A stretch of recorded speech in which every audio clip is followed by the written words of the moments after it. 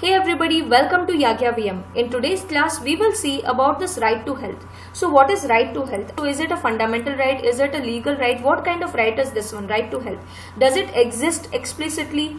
Does it exist? Which article? All of these we will discuss. And why are we discussing right to health right now? Is there any current affairs also related to this? So stay with me till the end of the video to find out what is right to health. Now, according to Article 21, that is right to life and personal liberty, it has various sections. In what all ways you can say that a person is getting a good life or his personal liberty is being ensured. Okay. Similarly, here you can see a pictorial depiction which says that there is a stethoscope over the entire map. Does it say that there should be access of health facility irrespective of the national boundaries and should be available globally? Does it say like that?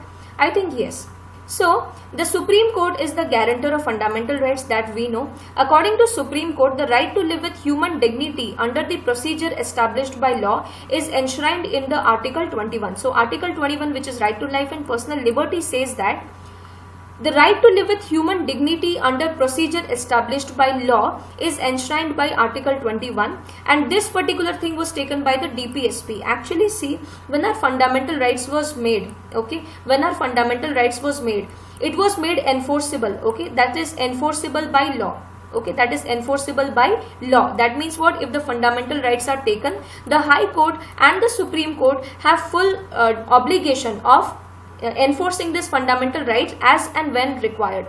However, there are some other things like DPSP and fundamental duties which are not enforceable by nature. Okay, so then why were they added to the constitution? They were added to the constitution because at that point of time when a constitution was made, that is in the 1950s, we were not prepared as a very low developing country to include DPSPs also in our government policy framework or fundamental duties also in a government policy framework. So DPSP was basically a guidance book that in future how the constitution should be, how the government should be. Okay, so this particular guidance letter is nothing but DPSP. So that means what? As and when we are getting developed, we are getting chance to focus into this DPSP that our founding fathers kept for us in storage, and gradually we are including these all things. For example, Panchayati Raj. Before 1992, there was no constitutional status given to Panchayati Raj, and this particular thing came from DPSP, and this also includes the protection of health. However,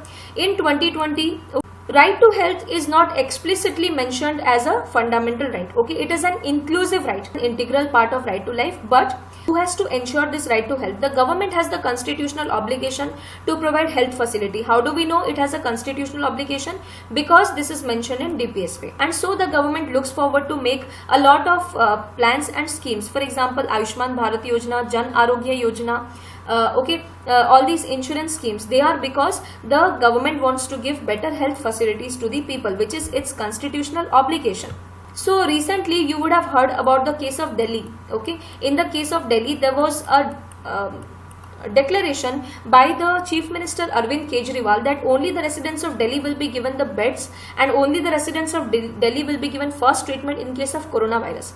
Then the Lieutenant Governor of Delhi, Mr. Anil Bajaj, he came forward and he said no, everybody has the right to health, and everybody can avail the facilities. Okay, everybody can avail the facilities. They need not be strictly denied.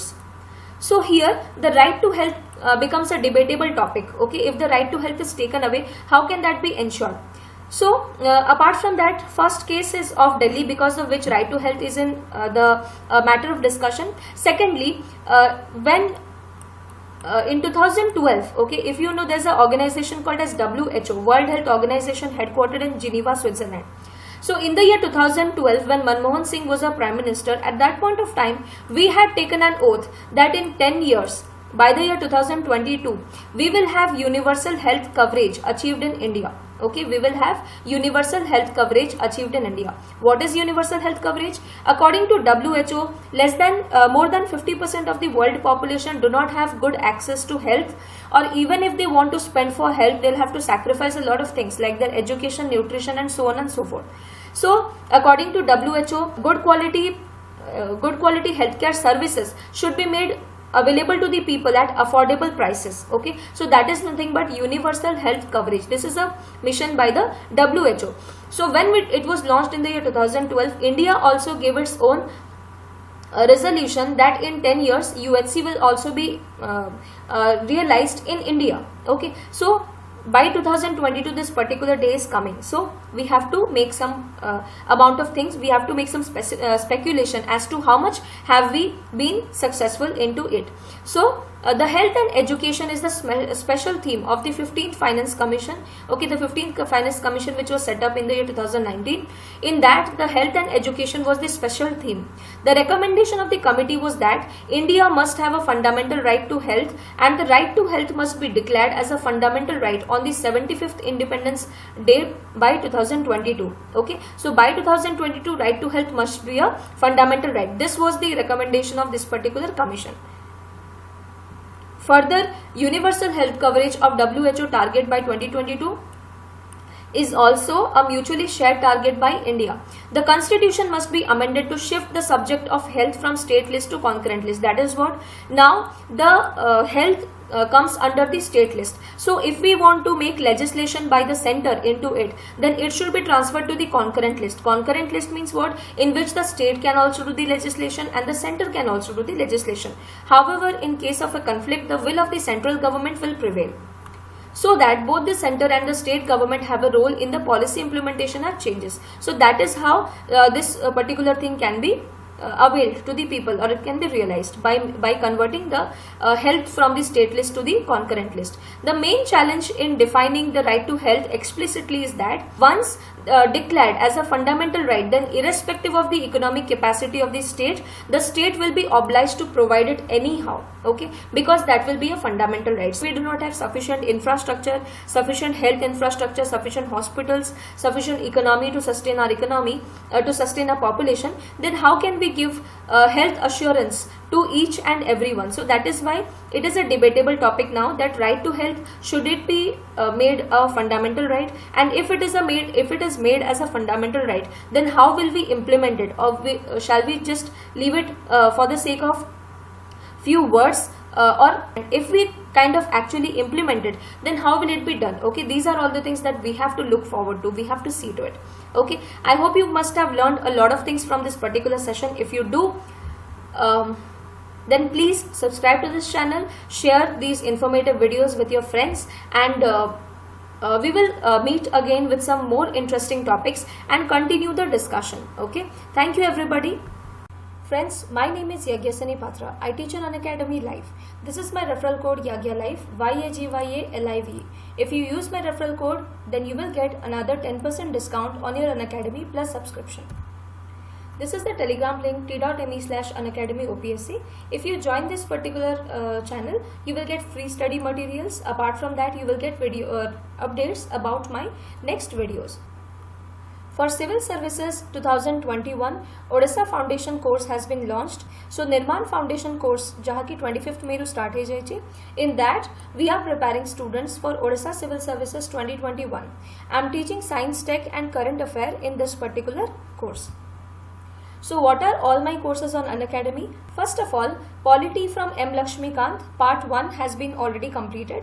So you can watch the recordings, and my upcoming course Polity from M. Lakshmikant part 2 will just be started in June.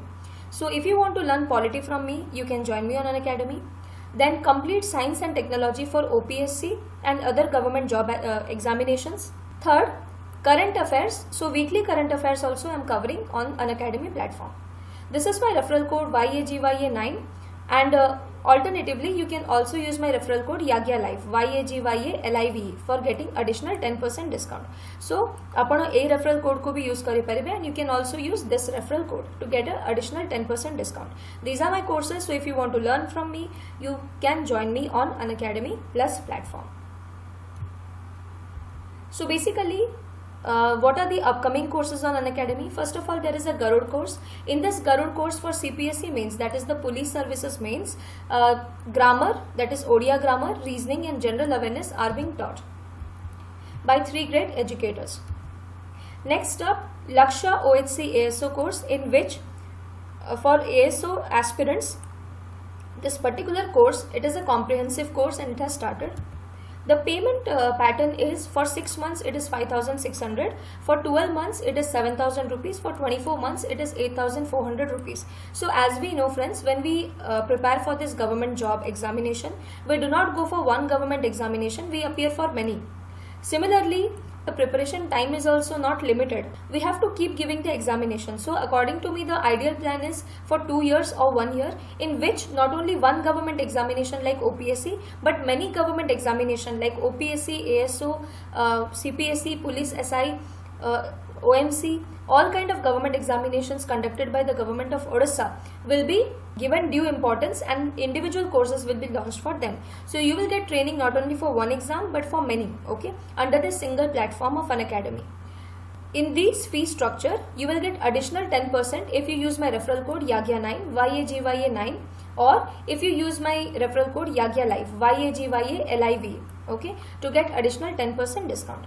Apart from that, there is no cost EMI option available for 6 months, 12 months and 24 months on your subscription. Finally, optimism is the faith that leads to achievement. Thank you so much for watching. Have a nice day and let's crack it.